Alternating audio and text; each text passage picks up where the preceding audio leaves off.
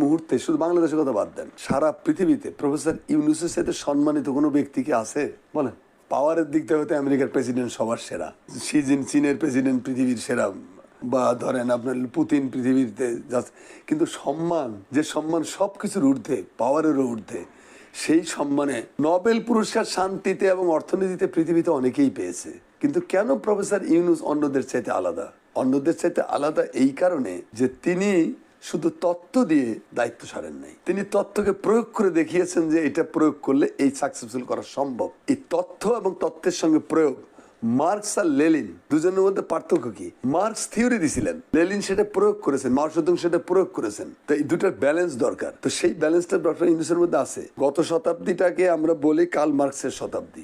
সারা পৃথিবীতে মার্ক্সবাদের জাগরণ ঘটেছিল। আমি বলবো যে এই শতাব্দীটা হবে সোশ্যাল বিজনেসের শতাব্দী, প্রফেসর ইউনূসের শতাব্দী। আর কদিন পরে দেখেন সারা পৃথিবী Likey